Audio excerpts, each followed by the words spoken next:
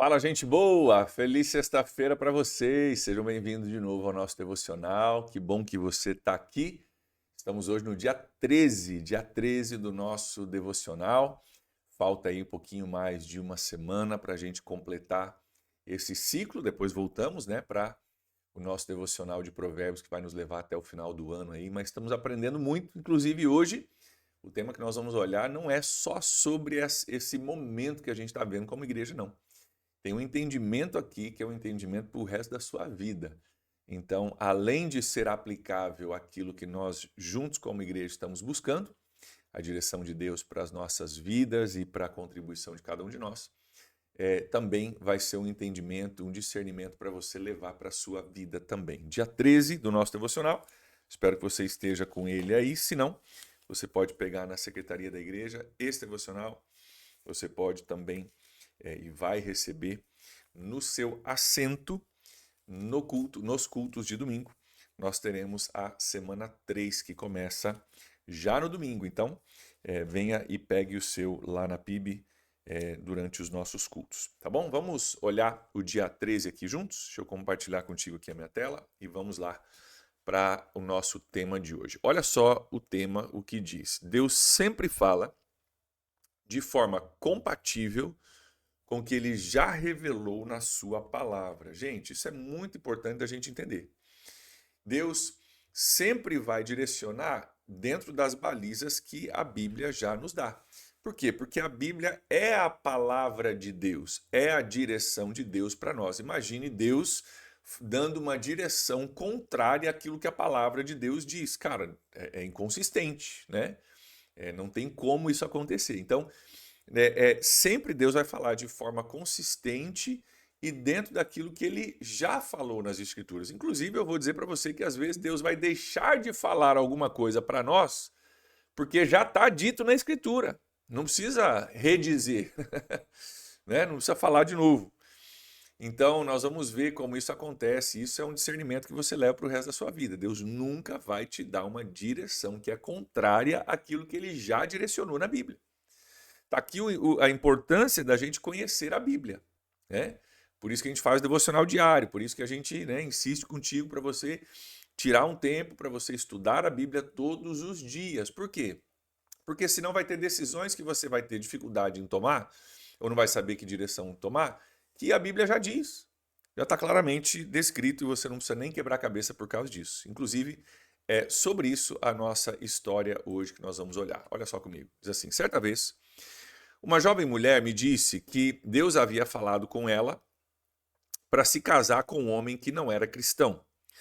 Quando eu mostrei para ela que na palavra que Deus diz que um cristão não deve estar em julgo desigual com um não cristão, ela respondeu: mas eu sei que Deus falou comigo para me casar com ele.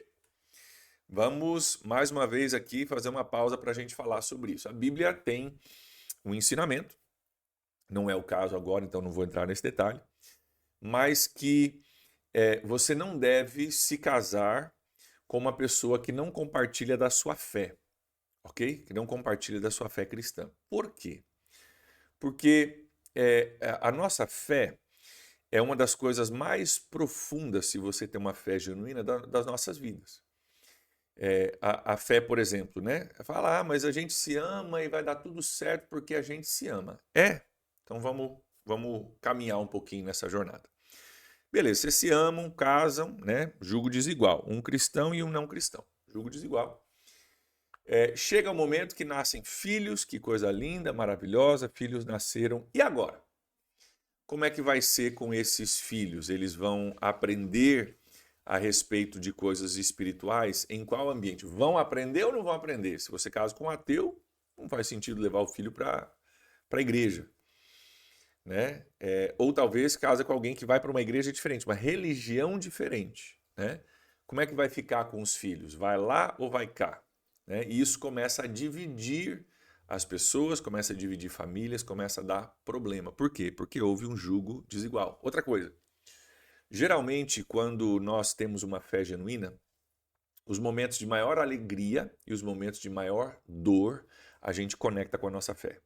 Momentos de maior alegria, cara, a gente celebra, a gente louva a Deus, a gente agradece, né? que nós fizemos no Costelaço do dia 23 foi isso, cara, celebrar juntos, tivemos um tempo de adoração, reunimos toda a família da fé, toda a igreja num só culto, com mais músicas de louvor e costela, a gente está junto, porque a gente entende que aquilo é um ambiente espiritual, nós estamos agradecendo a Deus e celebrando a nossa união ali. Também nos momentos de maior dificuldade, a gente recorre à nossa fé. Nos momentos de maior tristeza, maior dificuldade, maior luta ou luto, nós acabamos recorrendo à nossa fé. E se você está em julgo desigual com alguém, vamos dizer que acontece uma tragédia na sua vida, né? E você corre para a igreja para buscar ajuda, corre para amigos e oração e vigílias para buscar ajuda, e o seu cônjuge ou a sua cônjuge não compartilha disso. Não corre para Deus ou corre para uma outra religião, né, que vai buscar de outra forma, de uma forma que a gente entende que não está correto. Então esse jugo desigual é muito complicado, tá? A Bíblia fala bastante sobre isso. Então está aqui a história de uma menina que diz, mas Deus falou comigo, mas Deus não vai dizer para você fazer uma coisa que é contrária àquilo que a Escritura já disse. Deus já falou que não se deve estar em jugo desigual. Inclusive, só para quem não sabe, né, o jugo é aquela peça de madeira que se usava antigamente para acoplar o pescoço de dois bois juntos. É uma peça de madeira, uma travessa que passa aqui por cima, outra que passa por baixo e trava o pescoço e a cabeça dos dois bois. Para quê? Para que eles andem na mesma direção. Ele trava, né, os bois lado a lado para que eles caminhem juntos arando o campo. E o que acontece? Quando você está em jugo desigual, você está travado com uma pessoa que quer ir numa direção diferente.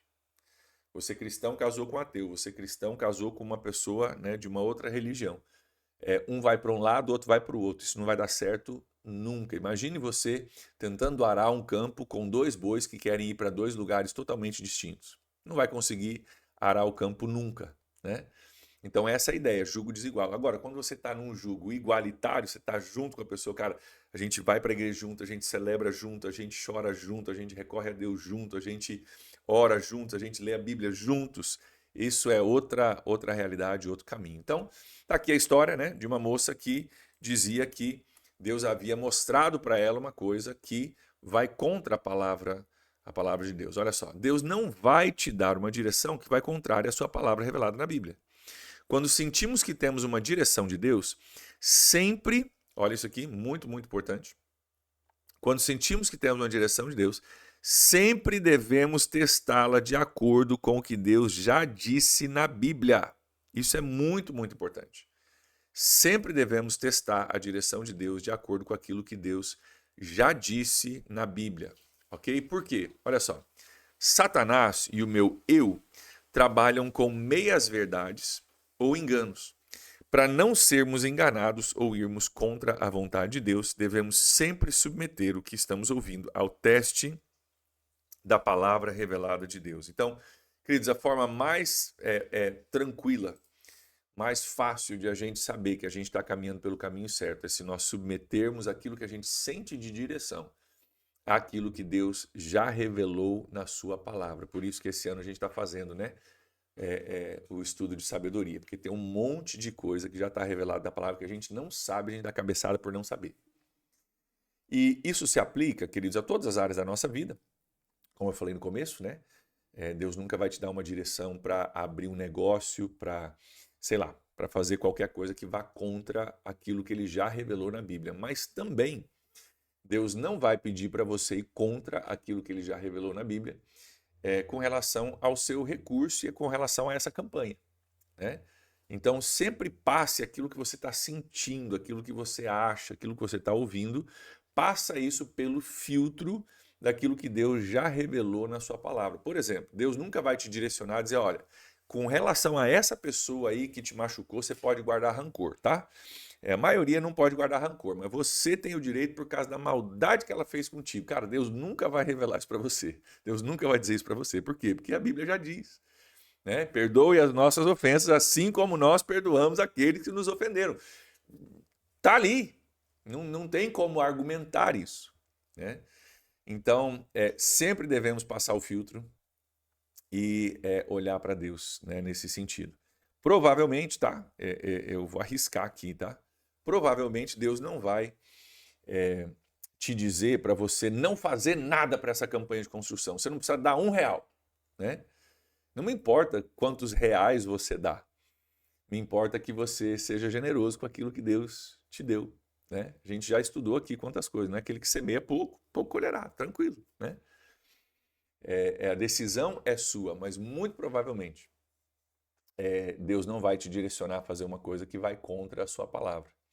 A intenção aqui é que a gente possa discernir, junto com a palavra de Deus, aquilo que Deus tem para cada um de nós e não ser enganado pelos nossos sentimentos ou até mesmo pelo inimigo. Olha a oração que tem aqui para nós. Olha só, oração de hoje. Eu vou ler como uma inspiração para nós. Diz assim: Senhor, a Bíblia é lâmpada para os meus pés e luz para o meu caminho. E eu peço que ela venha iluminar aquilo que o Senhor está me falando. Obrigado por me dar a sua palavra e que ela venha confirmar o que o Senhor já está colocando em meu coração. Então, nossa ideia aqui, queridos, é que a gente possa pegar aquilo que talvez você já está pensando, né? A gente possa pegar aquilo que talvez Deus já colocou no seu coração. No domingo eu vou estar no culto compartilhando com vocês aquilo que Deus colocou no meu coração e no coração da Júlia. E que você possa estar, então, usando a palavra de Deus como uma confirmação daquilo que você está sentindo. E nós vamos orar hoje para que Deus te dê confirmações, ok? Nessa próxima semana, eu vou revelar o meu agora, nesse domingo, né? O de vocês vai ser domingo, dia 13 de abril. Então você tem mais uma semana ainda de devocional. Eu vou revelar uma semana antes para vocês saberem, né, aquilo que eu e a minha família vamos fazer. E queremos inspirar vocês a serem generosos, assim como nós também seremos generosos, tá? Mas vamos pedir a Deus que Deus confirme no seu coração aquilo que talvez Ele já está colocando. Espero que você já tenha aí algumas ideias, já tenha conversado a respeito disso. E nós vamos juntos ajudar, né? Estamos direcionando aqui todo mundo como igreja para a gente poder caminhar juntos nesse sentido. Eu quero olhar o nosso pedido de oração também contigo aqui rapidinho, para a gente poder já incluir isso na nossa oração. O pedido de oração é pela liberação dos alvarás junto à prefeitura, ok? Então nós temos alguns alvarás que vão precisar ser emitidos para a gente poder dar início a essa obra. Claro que ainda a gente tem um tempinho para a gente poder preparar isso, mas vamos orar para que nenhuma parte documental seja empecilho para a gente poder realizar aquilo que Deus colocou no nosso coração esse ano e que a gente possa celebrar como família da fé, vendo essa obra sendo completa, essa obra sendo levantada, né? E os propósitos de Deus através das nossas vidas, da nossa igreja sendo cumpridos. Vamos orar por isso hoje. Pai, nós oramos, Deus, para que o Senhor nos dê, nessa terceira semana que se inicia em breve, eu oro, Deus, por confirmações no coração e na mente dos meus irmãos. Aqueles que já têm uma ideia de talvez o que farão, eu oro, Deus, para que o Senhor confirme mesmo, Deus. Confirma através da tua paz no coração deles, paz em colocar no cartão de compromisso o valor que o Senhor colocou no coração deles. Talvez o Senhor confirme, Deus, através de outras formas, não sei, alguma palavra, alguma coisa. Confirma, Deus, no caso de cônjuges, né? Confirma no coração dos dois, Pai, que não haja divisão nenhuma dentro de casa por causa de valores, mas seja algo confirmado, algo acordado, Deus, que façam isso em parceria um com o outro. Mas, Pai, nós oramos para que nessa semana que agora vai encerrar essa campanha, Pai, nós oramos para que nessa semana que vem haja confirmação do céu e a certeza de estarmos fazendo aquilo que o Senhor desenhou, desejou para nós, Pai. Que cada um que esteja dando possa dar com alegria, não por compulsão, mas com alegria. Possa Deus também dar com a certeza de ter ouvido a tua voz, obedecido ao Senhor, dado um passo de fé e de generosidade, Pai. E que isso tudo gere em nós um crescimento espiritual, uma dependência maior do Senhor e uma vida mais centrada, Deus, nos valores do reino de Deus. Que nós possamos juntos construir, literalmente, um prédio que venha servir o reino de Deus em São Francisco do Sul. Abençoa, Deus, o final de semana dos meus irmãos, em nome de Jesus, aquilo que eles vão fazer, reuniões, encontros, família, tempo de descanso. Abençoa cada um deles, Pai. E que nós possamos continuar ouvindo a Tua voz nesse tempo que nos resta. Oramos assim em nome de Jesus. Amém.